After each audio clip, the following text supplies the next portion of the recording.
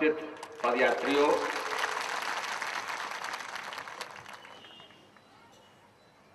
मातृशक्ति और हमारे सूरत के मोअज़्ज़िज़ बुजुर्गों,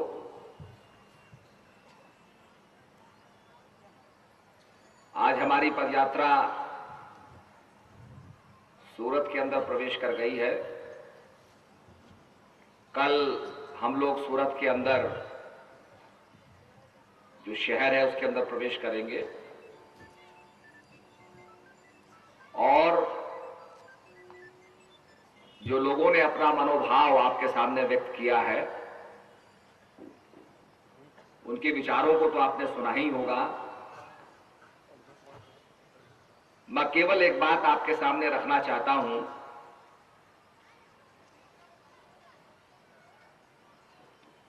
कि महान चीजें महान कुर्बानी के बाद ही प्राप्त होती हैं।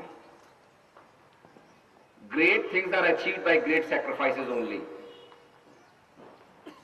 आज हमारी पदयात्रा का हमारे उत्तराखंड के बहुत से महानुभावों ने स्वागत किया।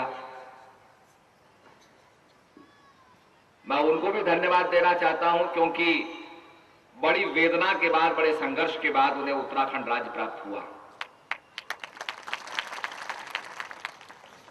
तो कोई भी कार्य जब तक उसके लिए कुर्बानी नहीं होती है तब तक वो कार्य, उसकी सफलता व्यक्ति को प्राप्त नहीं होती है। इसलिए महान कार्य के लिए महान कुर्बानी देनी पड़ती है। Great things are achieved by great sacrifices only. एक समय लैला के लिए जो मजनू था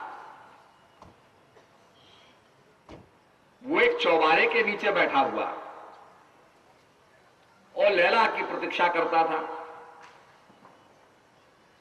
दासी ने आके लैला से कहा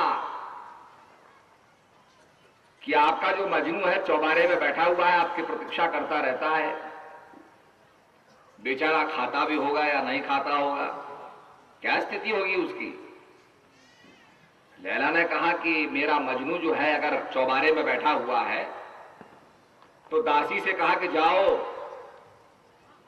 ये भोजन ले जाओ, बढ़िया बढ़िया छाछ ले जाओ, दूध ले जाओ, जाओ मेरे मजनू को खिलाओ। अब रोज दासी बड़ा अच्छा भोजन, दूध इत्यादि मजनू को खिलाने लगी। खाते खाते वो बहुत मोटा हो गया। एक दिन दासी ने कहा कि लैला मेरी समझ में नहीं आता है, जो भोजन तुम देते हो वो खा लेता है, तुम्हारे बारे में कभी कुछ पूछता नहीं है।